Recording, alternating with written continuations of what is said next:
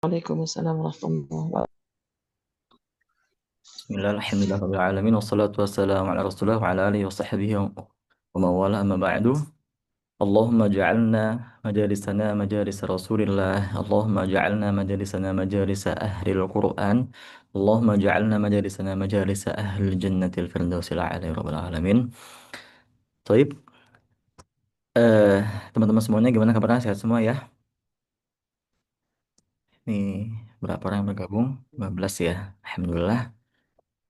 Bismillah, pada pertemuan yang ketiga ini kita akan buka majelis kita dengan sama ya mukadimah kita. Setiap majelis itu ada hal-hal yang harus kami sampaikan untuk pelengkap pengetahuan akan adab-adab belajar. Ya, adab belajar ya, bukan adab baca Quran semata. Artinya dia lebih umum gitu. Pertemuan yang kemarin, yang kedua kita membahas eh, adab belajar yang dipraktekkan langsung oleh siapa? Masih ingat nggak? Di sini ada yang masih ingat? Mbak Nia, Ibu Atin, Mas Faza, Mbak Novi, Mas Salman, Mbak Arifa, siapa nih? Bujang, Bu Suryani. Ada yang masih ingat nggak? Kita pertemuan yang lalu ngebahas adab belajar yang dipraktekkan langsung oleh oleh siapa? Masih ingat nggak? Keluarnya malaikat, malaikat, malaikat siapa? Masih ingat nggak? Mana yang lain nih? Mbak Khofifah yang belum masuk. Ahlan, masih ingat? Kita pertemuan yang lalu ngebahas adab belajar yang kita ambil hadis dari Arba'in Nawawiyah, hadis yang kedua kalau nggak salah. Masih ingat siapa yang mempraktekkan langsung adab dalam belajar tersebut? Mana nih? Malaikat Jibril alaihi salam. Ya, Malaikat Jibril alaihi salam yang telah mempraktekkan kita cara untuk belajar. Sebelum belajar itu kita harus apa sih sebetulnya? Kali ini kita akan ngebahas hal yang kedua. Hal yang kedua yaitu masih mengutip hadis, ya, hadis Arba'in Nawawiyah. Kali ini hadis yang ke-23. At- At-tahur At-tahur syatrul iman. Walhamdulillah tamla'ul mizan wa subhanallah walhamdulillah tamla'ani aw tamla'u ma baina samai wal ardi wasdaqatu nurun wassalatu nurun wassalatu burhan wasabru dhiyaun ila akhirih. Hal kedua yang harus kita miliki dalam belajar adalah kesabaran. Apa? Sabar. Dan dalam hadis ini Rasulullah SAW itu memberikan apa? Makna sabar dengan kata dhiyaun. Tuh, wasabru dhiyaun. Kebaca teman-teman ya. Kebacakan ya. Wasabru dhiyaun. Nih, paling atas. Rasulullah mengibaratkan sebagai cahaya. Jadi dhiyaun itu kalau dalam kamus terjemahan kita, dia sama kayak nur, sama-sama cahaya. Tapi dalam penggunaan teks Rasulullah SAW pasti ada khilaf di sini, ada perbedaan maknanya. Kenapa Rasulullah memakai kata dhiya dalam menyampaikan sebuah cahaya gitu? Bukan nur, tapi salat nur. Dikatakan salat adalah nur. Kalau sabru, sabar adalah dhiya. Kalau atom cek di mushaf kita terjemah, dia sama-sama bermakna cahaya gitu, sinar. Nah, kita akan bahas sekarang teman-teman. Jadi, kenapa dikatakan as-sabru dhiyaun? Karena sesungguhnya cahaya, ya, dhiya itu melebihi cahayanya nur gitu. Sebagaimana yang kita baca di Al-Qur'an surah Yunus awal tuh, eh, kata Allah Ta'ala mengatakan wallazi ja'ala syamsa dhiya'a wal qamara nura. Allah mengibaratkan dhiya cahaya dengan matahari. Tapi kalau nur dengan qamar atau bulan. Artinya apa? Cahaya. Mana cahaya yang paling utara, teman-teman? Cahaya matahari kah atau bulan? Cahaya matahari kan? Bulan cahayanya dari mana? Dari matahari. Gitu. Di sini Allah Ta'ala pakai kata nur, cahaya ke bulan. Tapi cahayanya dhiya ke matahari. Artinya apa? Cahayanya sabar itu seperti matahari, teman-teman. Dia sangat luar biasa tuh besarnya gitu. Ya. Tapi kalau sholat cahayanya nur sama seperti bulan. Dia nggak dapat cahaya kalau bukan dari matahari gitu. Kenapa Rasulullah pakai kata-kata wassabaru dhiyaun wassalatu nurun di sini? Artinya apa? Yang lebih susah itu adalah sabar atau sholat, teman-teman. Sabar pasti kan? Itu. Bahkan kata Allah Ta'ala dalam menyikapi sebuah masalah, ya, dalam meminta pertolongan Allah Ta'ala itu apa? Kita ngebaca kan tuh di Al-Baqarah, juz 2 awal, halaman sebelah kanan tuh. Ya ayyuhalladzina amanu sta'inu bis sabri was shalah. Wahai kaum beriman, mintalah pertolongan, ya, wahai wahai hamba-hambaku yang beriman, mintalah pertolongan dengan bis sabri was shalah, dengan sabar dan sholat. Allah mendahulukan kata sabar, teman-teman, daripada sholat. Artinya apa? Semua orang ya, mau dia muslim, mau dia bukan muslim, pertama kali dalam meminta pertolongan harus sabar dulu. Barulah sholat bagi yang mengimani ya, maksudnya bagi orang muslim gitu. Nah, artinya apa di sini? Sabar merupakan kunci dalam menyelesaikan masalah. Step awalnya adalah sabar, gitu.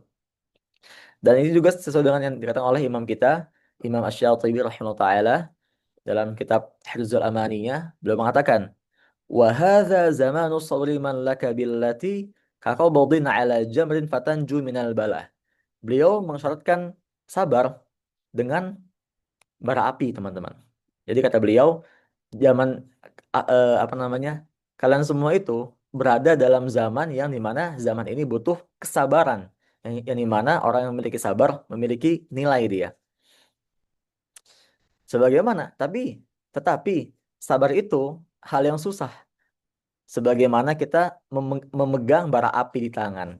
Teman-teman kebayang nggak? Susahnya, panasnya, melepuh tangan kita ketika megang bara api di tangan. Kebayangkan ya? Begitu pula lah ujiannya orang yang memiliki sifat sabar pada zaman saat ini. Gitu. Nah, maka sebagai pelajar, ya, orang yang belajar, ataupun apapun lah profesi antum semuanya, jika lagi belajar atau antum telah niat mau belajar, maka hal yang kedua yang kita bahas malam hari ini adalah harus memiliki sifat sabar. Antum sabar akan ya setiap hari Sabtu nih ya, jam 9 malam waktu WIB, antum depan HP, Zoom seperti ini gitu, antum sabar. Gitu. Itu teman-teman sifatnya orang yang belajar.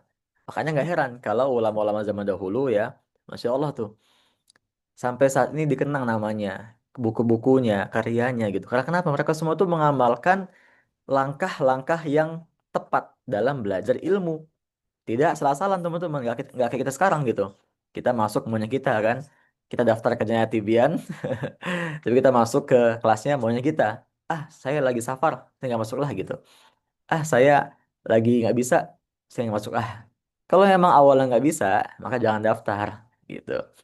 Itu teman-teman ya, itulah penting kita memiliki sifat sabar, sifat komitmen gitu. Ya, tapi ini eh, tidak menyinggung siapapun itu, hanya introspeksi diri sendiri teman-teman. Gitu ya. Jadi sifat yang kedua harus dimiliki oleh pelajar adalah sabar, memiliki sifat sabar, gitu ya. Tamam. Kita masuk ke kitab atibian kita.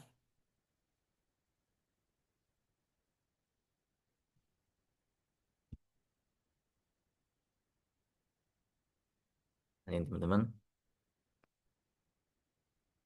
Bismillah.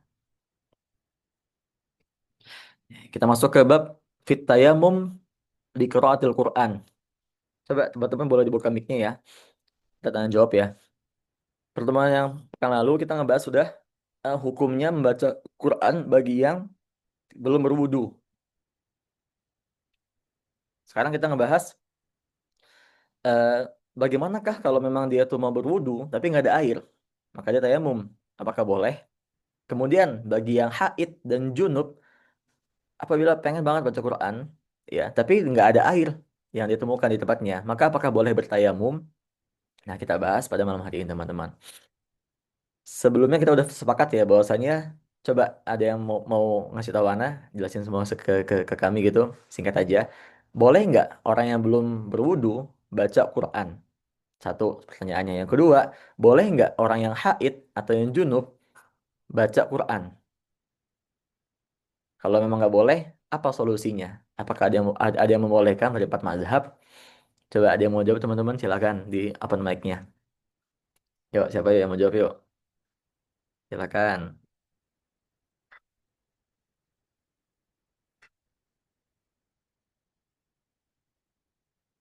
Gimana teman-teman? Ada yang mau jawab? Gak apa-apa, gak apa-apa. Kalau lagi kelas tuh tempatnya salah wajar gitu. Kalau kita nggak pernah salah, ya kita nggak mungkin belajar gitu. Yuk, yang mau jawab siapa? Pertama, apakah boleh orang yang belum berwudu baca Quran? Makruhkah? Haramkah? Apa nggak apa-apa? Yang kedua, bagi haid atau yang junub, apakah boleh baca Quran? Kalau nggak boleh, apa solusinya? Apakah ada mazhab yang membolehkan dalam baca Quran bagi yang haid ataupun junub? Ya teman-teman, masih ingat nggak apa? Kan Ustadz izin menjawab yang pertanyaan kedua boleh? Silakan Mbak Tata. Namanya Mbak Tata ya? Hmm. Bukan, bukan Oh nama bukan. asli. Oh iya. Silakan Mbak, sebutkan nama dan asal Mbak. Ya Ustadz, nama di pendaftar Ulfa Sofiana Ustadz Oh iya, silakan dari Mbak. Jakarta. Oh iya, silakan Mbak. Dijawab Mbak. Ya, kalau yang pertanyaan kedua, yang apakah wanita yang sedang haid boleh membaca Quran, katanya. Eh, Kalau di pertemuan kemarin, jawabannya sebagian apa? Itu ya. Katanya tidak membolehkan, tapi ada solusi diniatkan untuk berzikir. Itu Mm-mm. Ustadz. Hmm. Ada lagi Mbak yang mau tambahkan? Hmm. Terus ini juga Ustadz, dia wanita haid, tapi dia seorang pengajar Quran kepada anak-anak atau pengajar Quran pada umumnya lah. Nah itu masih dibolehkan, tapi tetap diniatkan itu Ustadz, diniatkan uh, berzikir, tetap tetap diniatkan berzikir. Kalau maupun dia pengajar atau dia bermurojaah atau yang lain tetap boleh, tapi tetap harus diniatkan berzikir Ustadz. Apa Hmm. Ustadz? Ya, apa Mbak? Barakallahu fikum Mbak Mbak Ulfa ya. Semoga dengan jawabannya teman-teman yang lupa bisa ingat kembali dan menjadi pahala bagi Mbak Ulfa. Iya betul Mbak. Jadi eh, tambahan ya, tambahan eh, mazhab Imam Malik yang membolehkan gitu. Bagi yang haid, tapi bagi yang junub itu mutlak nggak boleh.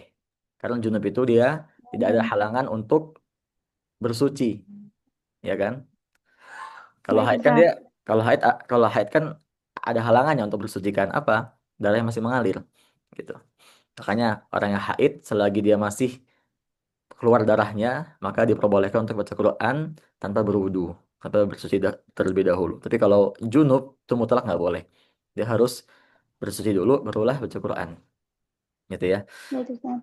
Yang pertama, ada yang mau jawab teman-teman, apakah boleh baca Quran tanpa berwudu? Haramkah? Makruhkah? Atau apa? Silakan, ada yang mau jawab nggak teman-teman?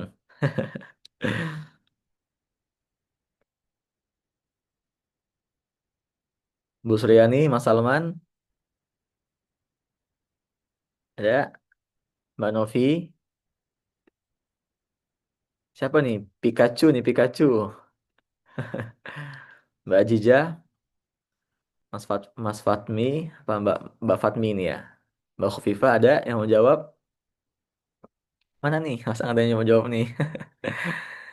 Boleh nggak? Ya, jadi jawabannya boleh ya. Tapi dia nggak dikatakan makruh juga, bukan makruh juga, bukan haram juga, tapi hanya meninggalkan hal yang afdol, hal yang utama, hal yang agung, hal yang mulia, yaitu berwudu terlebih dahulu sebelum baca Quran itu bersuci ya. Tamam. Eh, kita masuk ke bab yang berikutnya ya, yaitu kalau begitu bagi yang junub ataupun haid, apakah boleh gitu baca Quran dengan tayamum gitu. Nah, nih kita bahas teman. Kalau memang haid dan berjunub, ya, dia nggak menemukan air untuk bersuci gitu ya. Nah, maka dia boleh tayamum gitu. dia boleh tayamum, maka setelah dia tayamum, dia boleh sholat, boleh baca Quran kan, gitu. Tetapi kalau memang eh, kita nggak haid ya, kita juga nggak junub, kita berhadas ya, gitu. Maka kita apa namanya?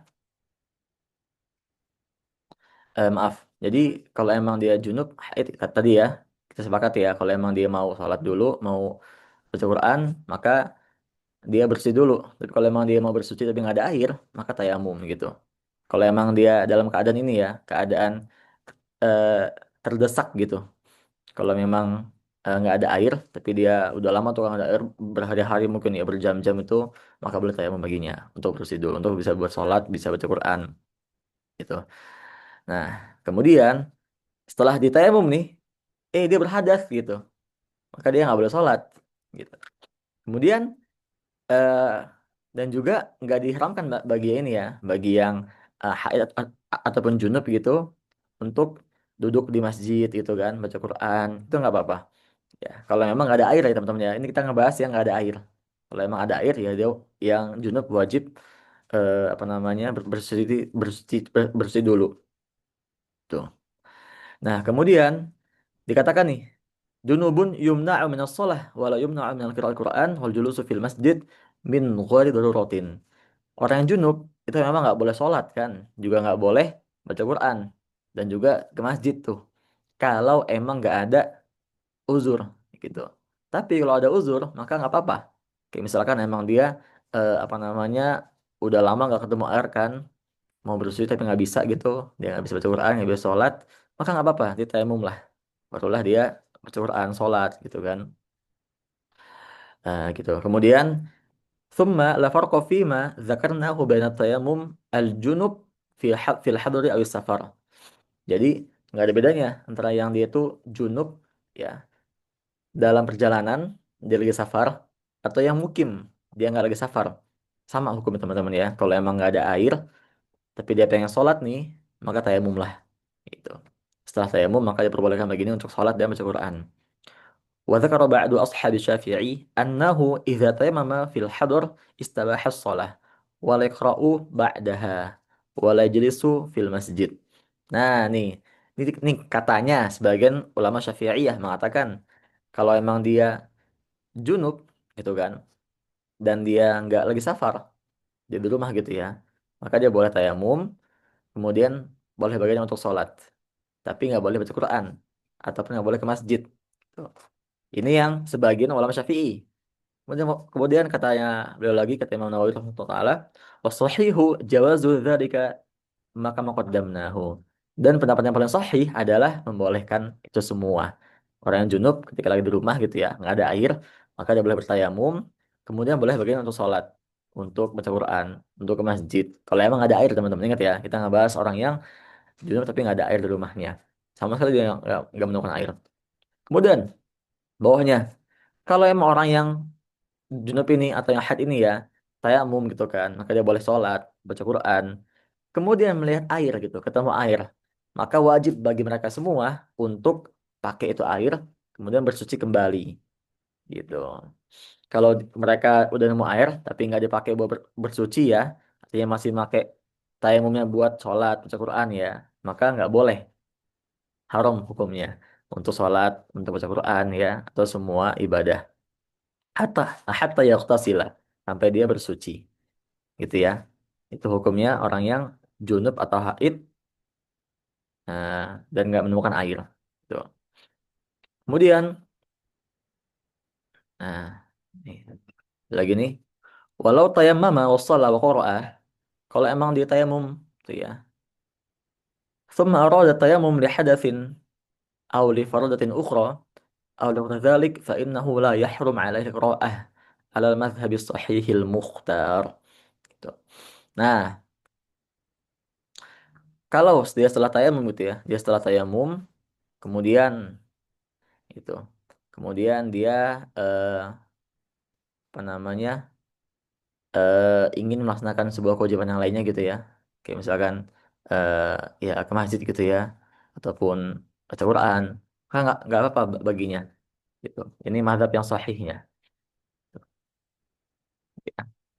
Ini maksudnya yang apa namanya tidak menemukan air, teman-teman ya. Kalau memang dia ketemu air, maka dia wajib baginya untuk pakai itu air bersuci kembali atau memperbarui toharohnya gitu. Ya awalnya dia toharoh pakai tayamum, pakai debu, diperbarui menjadi pakai air. Tuh. Nah nih, kemudian ini memang teman-teman agak berat ya, fokus sama ke saya. Wa fihi wajhun li ba'di ashabi Syafi'i. Ada lagi nih pendapat lain dari ulama Syafi'iyah sebagian ya. Annahu la yajuz al ma'ruf al awal. Maksudnya, kalau emang kita, ini sebagian ulama Syafi'i ya, mengatakan nggak boleh kita sholat baca Quran ke masjid itikaf kalau memang kita junub dan tayamum itu nggak boleh. Tapi harus tayamum dulu. Itu. Tapi harus berwudu dulu. Maaf, mandi besar dulu. Ini pendapat yang pertama. Kemudian wal ma'ruful awal. Nah, tetapi maaf, ini pendapat yang kedua tadi ya. Kemudian wal ma'ruful awal, pendapat yang paling ma'ruf, yang paling orang banyak memakainya, mukhtar adalah yang pertama. Yaitu apa? Yaitu dia boleh sholat, boleh baca Quran ke masjid, hanya bermodalkan tayamum apabila dia tidak menemukan air buat bersuci. Teman-teman ingat ya, ini kita ngebahas hukum orang eh, yang junub kan ya. Gitu. Kemudian eh idza lam yajidil junub ma'an wala turaban. Nah, lantas kalau bagaimana kalau orang yang junub ini dia sama sekali nggak ketemu air, nggak ketemu debu buat tayamum. Maka bagaimanakah dia sholatnya? Apakah dia nunggu dulu ketemu debu sama ketemu air baru dia sholat? Ini kata Imam Nawawi, fa innahu yusalli li hurmatil waqti ala hasabi halihi. Maka nggak apa-apa. Dia sholat aja dengan niat untuk menghormati waktu sholat supaya kita nggak keluar nggak habis waktu sholat kita belum sholat. Wayah tapi bihasabi halihi, kembali ke keadaannya. Kalau emang keadaannya sama sekali nggak bisa buat sholat ya, misal begini, misalkan memang apa namanya dia lagi junub nih, cuman tetapi pakaian juga kotor, tempat dia sholat pun tuh kotor gitu loh, sangat tidak memungkinkan buat sholat, dan waktu Isya udah mau habis nih gitu, udah mau subuh. Maka bagaimana? Ya nggak apa dia nggak sholat gitu. Nah itu ya, karena memang keadaannya begitu. Kemudian wa yahrumu alaihi qira'ah kharij shalah. Nah, dan nggak boleh baca Quran di luar sholat. Kemudian wa yahrumu alaihi an yaqra'a fi shalah ma zada 'ala al-Fatihah. Dan nggak boleh ngebaca nih gitu teman-teman. Fokus ke saya ya. Kalau emang kita junub gitu ya, nggak ketemu air, nggak ketemu debu buat tayamum, maka kita sholatlah dengan niat untuk menghormati waktu sholat gitu ya. Nanti memang setelah lewat waktu sholatnya, alangkah baiknya itu, alangkah baiknya, dan jika memang juga memungkinkan itu dikodok sholat kita. Nah, tetapi dalam sholat kita nih yang kita lagi lagi dalam keadaan junub, nggak ada air, nggak ada debu buat tayamum, kita nggak boleh menambah bacaan Quran kita selain Al-Fatihah aja. Kita baca Al-Fatihah aja teman-teman. Nggak baca surat pendek. Gitu. As-sahihul mukhtar annahu la yahrum bal yajibu fa inna shalah la taslihu illa biha. Wa kama jazatis shalah lidururati ma'al janabah tajuzul qiraah. Iya, gitu. Jadi kalau memang kita lagi junub ya dan kita mau sholat nggak ada air nggak ada udu kita kan, tapi udah mau habis nih waktu waktu maghrib nih gitu, nggak apa kita sholat sholat aja dengan niat untuk menghormati waktu sholat gitu, dan dalam membaca Quran dalam sholatnya tidak melebihi Al-Fatihah, dan cuma Al-Fatihah ya teman-teman gitu. Nah itulah teman-teman pembahasan untuk tayamum ya, gitu ya, entah orang itu lagi junub ataupun lagi haid ataupun lagi nggak keduanya, dia hanya berhadas saja, tapi dia memang pengen mendapatkan keutamaan bersuci sebelum baca Quran. Tapi nggak ada nih debu di tempatnya gitu. Maaf, nggak ada air di tempat tinggalnya gitu.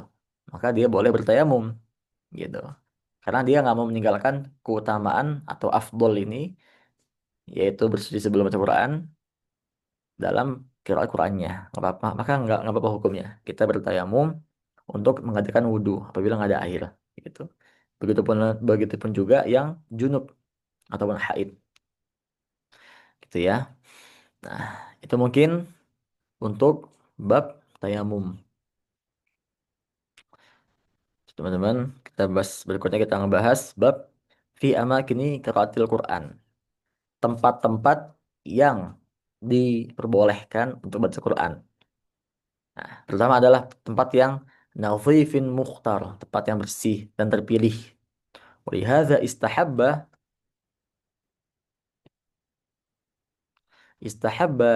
jamaah minal ulama al-qira'ah fil masjid. Banyak ulama-ulama yang mengatakan mustahab nih gitu, sunnah nih baca Quran di masjid. Makanya banyak yang teman-teman kita tuh ya itikaf di 10 akhir bulan puasa ini gitu. Untuk mendapatkan keutamaan baca Quran ini di bulan puasa, di 10 akhir malam juga, ditambah di masjid gitu, di pahala double.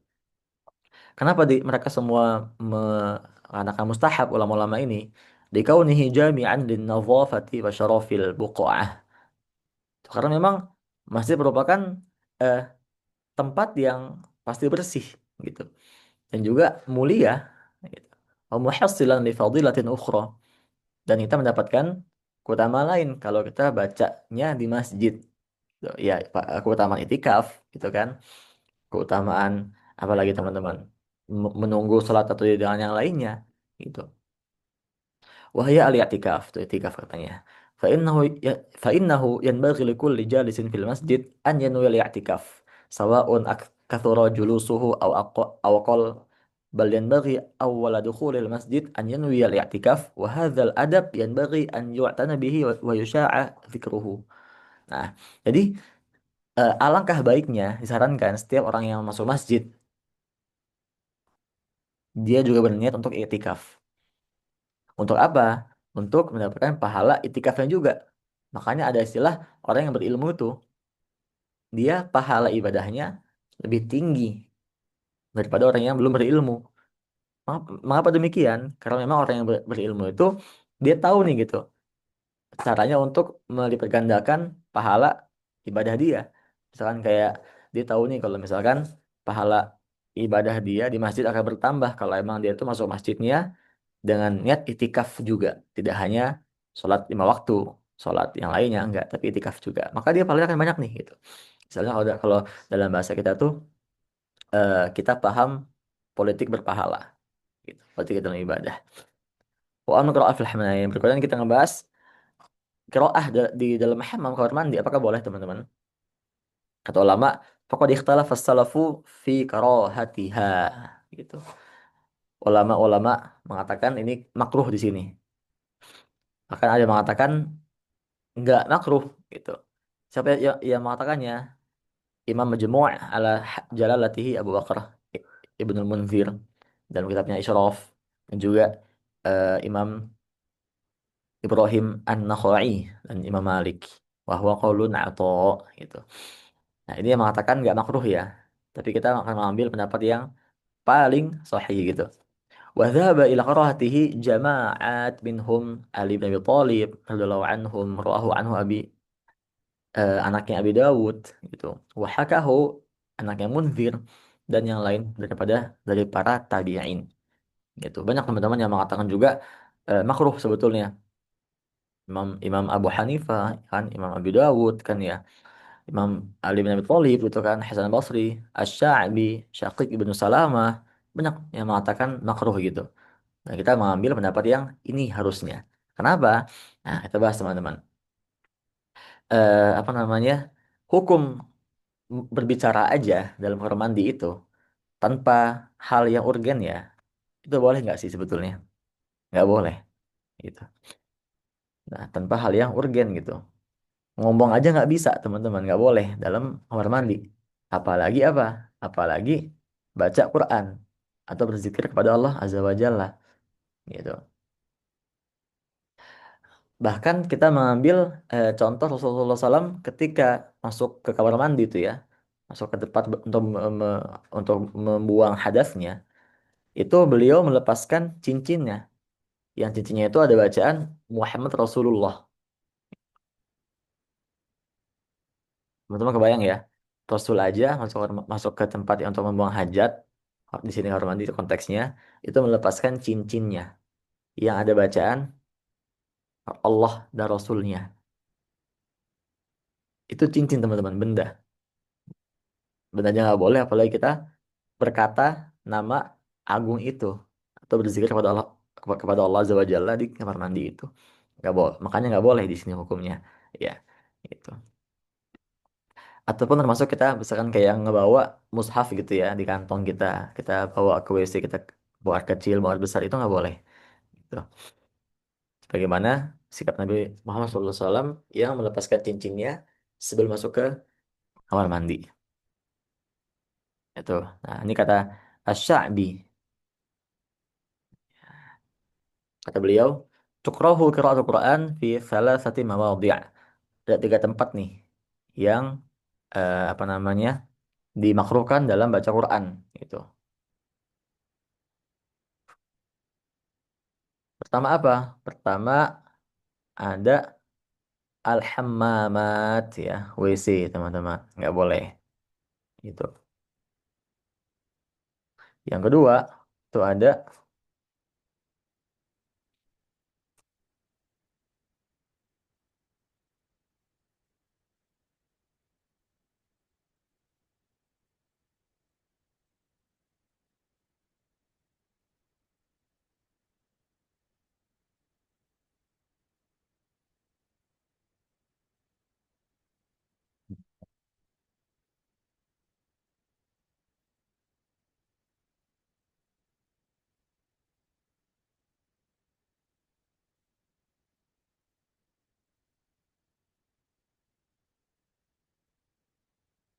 yang kedua wal husus. Husus itu kayak tempat-tempat yang kotor.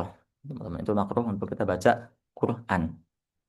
Ya, kayak misalkan di dalam, misalkan di dalam eh, misalkan kayak kebun gitu yang banyak, mohon maaf ya, banyak kotoran sapinya gitu ya, atau kotoran yang lainnya itu, kayak misalkan TPA gitu ya, tempat membuang sampah tuh, itu makruh hukumnya kita membaca Quran di situ.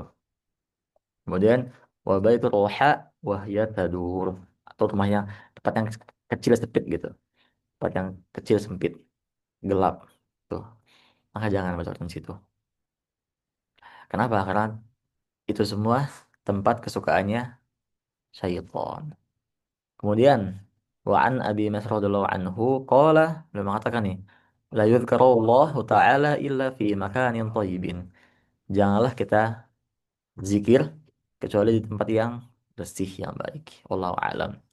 Wa amal qiraah fit thariq. Nah, bolehkah kita ngebaca Quran di jalan sambil jalan kaki gitu kan? Sambil nyupir kendaraan gitu ya, di motor, atau sambil kayak kita cari takjil sore gitu kan? Apakah boleh teman-teman baca Quran di jalan? Fal mukhtar annahu jaizah. Boleh. Pendapat yang terpilih mengatakan boleh. Nggak makruh. Idza lam yaltahi sahibuha. Apabila, nah di sini dia mengatakan bolehnya ada syaratnya. Nggak semata-mata kita katakan boleh nih gitu, udah nggak syaratnya, nggak. Tapi ada syaratnya teman-teman. Apakah itu? Idza lam yaltahi sahibuha. Apabila tidak mengganggu keramaian, mengganggu sekitar gitu, atau kayak mengacaukan fokusnya si pembaca gitu. Misalnya gini teman-teman, kita lagi baca Quran nih gitu kan sambil jalan kaki gitu dari masjid gitu kan pulang ke rumah. Kalau emang bacaan kita itu tidak mengganggu jalannya kita gitu ya. Takutnya kita misalkan nanti jalan, kita nggak fokus kan di dengan jalannya, kita malah nginjek kotoran sapi gitu, atau kita misalkan ada yang mau lewat tuh mobil motor kan, kalau ketabrak, maka jangan ya. Jangan kita baca Quran di jalan kalau emang mengganggu fokusnya kita terhadap jalan, atau mengganggu orang gitu kan, kayak orang ini, apa sih orang ini kayak baca Quran tuh bersih banget gitu loh, atau kayak tempat yang lagi sunyi gitu kan kita baca Quran, jangan. Jadi jangan mengganggu orang lain ataupun mengganggu fokus kita pribadi. Fa inil taha anha, apabila bacaan Quran itu mengganggu kita atau yang lainnya, maka kurihat, maka makruh hukumnya baca Quran di jalanan, berjalan. Kama karihan Nabi SAW Al-qiraah linna'is makhafatan minal ghalat. Sebagaimana yang Rasulullah SAW makruhkan qiraah Quran itu untuk orang yang na'is, yang ngantuk, teman-teman. Kalau emang kita ngantuk, jangan paksakan baca Quran. Udah, silakan kita istirahat dulu, barulah kita setelah istirahat boleh baca Quran. Kenapa nggak Rasulullah memakruhkan bagi orang yang ngantuk untuk baca Quran? Makhafatan minal ghalat, ditakutkan bacaannya salah nanti nggak fokus gitu kan. Orang ngantuk kan dia nggak mungkin fokus baca Quran kan ya, gitu. Jadi janganlah kita terlalu apa namanya teman-teman, terlalu eh, semangat baca Quran, tapi kita lupa nih bagaimana seharusnya kalamullah itu dibaca. Makanya saya pernah bikin ini gitu ya, apa namanya, konten yang isinya itu kayak eh, baca Quran itu bukan pakai nafsu, tapi pakai adab. Itu banyak tuh yang nanyakan, ini gimana Ustaz? Maksudnya kita kenapa kita nggak boleh baca Quran pakai nafsu gitu? Kayak misalnya teman-teman kita dalam bulan puasa ini kan orang banyak yang tilawah ya. Wah, dan tilawah sehari baca satu juz, 3 juz, kan bahkan 10 juz gitu kan. Tapi ke teman-teman, dalam antum baca Quran, jangan pakai nafsu. Jangan semau kita gitu. Kita nggak make SOP yang telah Allah Ta'ala tetapkan. Yaitu apa? Tajwid dan adab dalam baca Quran. Kalau emang kita misalkan bacaannya cepat gitu ya, banyak 10 juz sehari, tapi nggak pakai tajwid, maka alangkah alangkah disayangkannya teman-teman. Gitu. Antum ngebaca kalamullah itu sesuai dengan nafsu kita apa atau sesuai dengan Allah Ta'ala tetapkan sistem SOP-nya. Pastinya dengan SOP yang telah Allah Ta'ala tetapkan, yaitu memang kayak tajwid. Dan juga dengan adab gitu ya. Tempat-tempat yang bersih kan ya. Jangan kita misalkan pengen semangat baca Quran, kita lagi jalan tuh, kita baca Quran kan, hasil mengganggu teman kita, teman di samping kita, atau kita kayak eh baca Quran di jalan sehingga kita hampir ketabrak mobil gitu kan, jangan. Islam itu teman-teman yusrun kok. Ad-dinu yusrun. Islam itu agama yang mudah dan memudahkan, tapi jangan dipermudah banget gitu. Kemudian warawa Ibnu Abi Dawud, anaknya Abu Dawud teman-teman, itu ya, meriwayatkan dari Abi Darda radhiyallahu anhum annahu idza kana annahu kan yaqra'u fi thariq wa an Umar bin Abdul Aziz rahimahullah taala annahu adzina fiha. Nah, ini juga ada beberapa kisah para sahabat yang membolehkan atau mengizinkan sahabat yang lainnya baca Quran sambil berjalan atau di jalan. Qala Ibnu Abi Dawud, haddatsani Abu Rabi', qala akhbarana Ibnu Wahbi, qala sa'altu Malikan 'an rajuli yusalli min akhir al-lail, yakhruju ila al-masjid wa qad. Nah, jadi ada nih kisah ya seorang rajul ya, laki-laki gitu. Nah, ini kisah ini apa namanya, dari Ibnu Wahab, Ibnu Wahbin gitu. Dia nanya lah, beliau nanya ke Malik, Imam Malik, tentang laki-laki yang sholat di setiap akhir malam tapi di masjid gitu. Nah, laki-laki ini kadang beliau ini keluar rumah itu sambil baca Quran gitu. Nah, apakah Imam Malik membolehkan? Nih, kita bahas nih. Faqala ma a'lamu ma a'lamu qira'ah takunu fit tariq wa qariha dzalik. Wa hadza isnadun sahihun an Malik radhiyallahu anhu. Imam Malik itu mengatakan, saya nggak mengetahui, saya nggak mengetahui tata cara membaca Quran sambil berjalan atau di jalanan. Maka beliau memakruhkan hal ini, baca Quran sambil berjalan atau di jalanan. Dan ini isnadnya sahih ke Imam Malik radhiyallahu anhu ajma'in. Baik teman-teman, kita telah ngebahas 2 bab ya, tentang tayamum dan tentang tempat baca Quran yang baik. Di sini adakah yang mau ditanyakan? Silakan.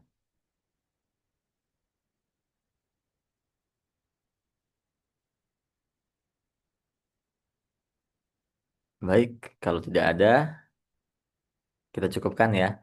Barangkali nanti setelahnya ada yang mau nanya, bisa via grup WhatsApp. Teman-teman di grup aktif ya, dimanfaatkan grupnya buat diskusi keilmuan adab hati ben ini. Ya, sampai grupnya diem saja gitu. Aktifnya cuman hari hanya kajian hari Sabtu aja. Gitu teman-teman ya. Barakallahu fikum. Saya harapkan teman-teman semuanya istiqomah di kelas At-Tibyan ini dan bisa mendapatkan yang seharusnya didapatkan. Bukan yang bukan apa? Bukan yang semaunya antum gitu. Gitu. Beda teman-teman ya antara doanya pengajar untuk yang diajarkan tolib gitu. Semoga antum semuanya mendapatkan yang antum mau gitu. Enggak, tapi semoga antum semuanya mendapatkan yang seharusnya didapatkan. Artinya apa? Setiap pengajar memiliki manhaj dalam mengajarnya gitu. Pengajar pengennya antum semuanya di setelah kelas ini paham adab gitu ya. Lebih lebih pertengahan dalam menilai sebuah hukum gitu. Jangan langsung mengatakan salah, benar gitu. Bukan kita mengambil ilmu di kelas ini dengan kemauan kita pribadi gitu. Ah, saya maunya ikut yang bab ini aja lah gitu, yang lainnya nggak mau, jangan gitu. Itu aja mungkin. Hmm. Ya, afwan wa iyyak sama-sama. Cukupkan dengan doa tutup majelis. Subhanakallah wa bihamdika. Asyhadu an la ilaha illa anta, atubu ilaih.